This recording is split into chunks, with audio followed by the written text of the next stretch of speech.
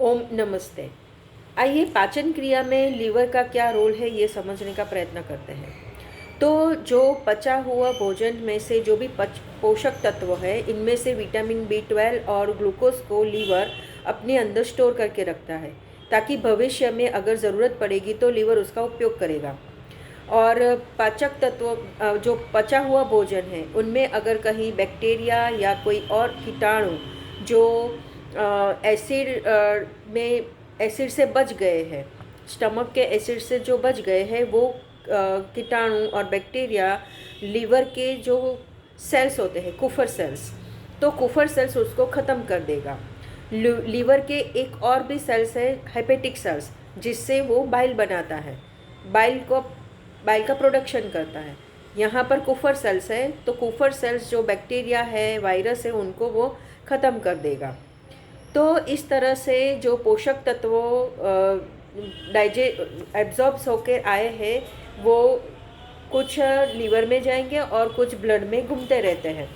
और इस तरह से हमें ये समझना चाहिए कि जो पोषक तत्व ब्लड में घूमते रहते हैं, तो सेल उसके अपने आवश्यकता अनुसार वो सेल वो पोषक तत्व ले लेंगे, जो ब्लड में घूमते हैं वो पोषक तत्व।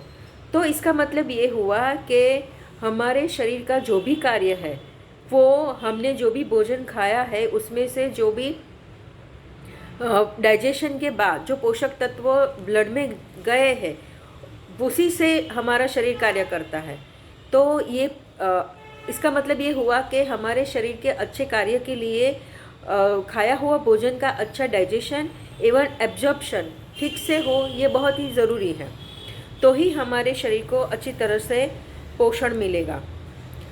और जो भी हमने फैट खाया है, तो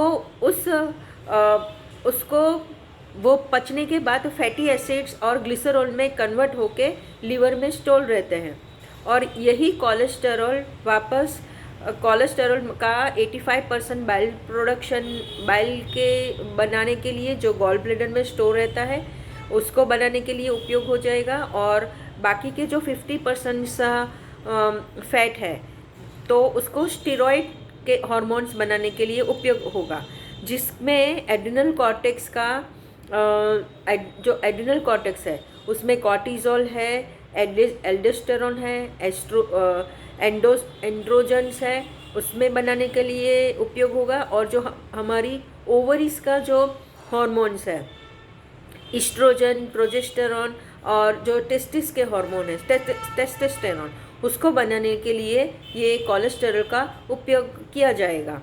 तो बाइल का प्रोडक्शन में और स्टीरॉयड हार्मोन के लिए प्रोडक्शन में कोलेस्टेरॉल का होना बहुत ही ज़रूरी है। तो जो हम भोजन में फैट्स खाते हैं, उनमें से 16 दिन हम जो भोजन खाते हैं उनमें जो फैट है वो कोलेस्टेरॉल के स्वरूप में लीवर में भी स्टोर रहते हैं। तो ये करीब 16 दिन तक ये चलेगा, कोलेस्टेरॉल बाइल बनाने में और हार्मोन्स बनाने के लिए। फिर उसके बाद अगर हम फैट नहीं खाते हैं, तो करीब 15 दिनों के बाद कोलेस्टेरॉल की कमी हो जाएगी। और कोलेस्टेरॉल अगर नहीं मिलेगा तो हमारे स्टीरॉयड हार्मोन भी नहीं बनेंगे, और स्टीरॉयड हार्मोन न बनने से हमारे शरीर का काफ़ी नुकसान होता है। तो कहते हैं कि हमें कुछ दिनों में कुछ अमुक अंश में हमें घी के स्वरूप में हमें कोलेस्टेरॉल मतलब फैट खाना चाहिए, ताकि हमारे आगे कोलेस्टेरॉल बनकर हमारे स्टीरॉयड हार्मोन बने। और सिर्फ खाने से नहीं, हमें उसको पचाने के लिए भी व्यायाम करना चाहिए, एक्सरसाइज करनी चाहिए, योग अभ्यास करना चाहिए, ताकि उसका पाचन ठीक से हो। और फिर पाचन होगा तो ही आगे स्टीरॉयड्स वगैरह हमारे शरीर की जो आवश्यक हार्मोन्स है वो बनेगा। तो एक तरह से हमारा पाचन संस्थान भी ठीक होना चाहिए, अवशोषण भी ठीक से होना चाहिए, और इसके लिए हमें व्यायाम करना अति आवश्यक है। आशा है ये जानकारी आपको अच्छी लगी होगी। आपके समय के लिए आपका धन्यवाद।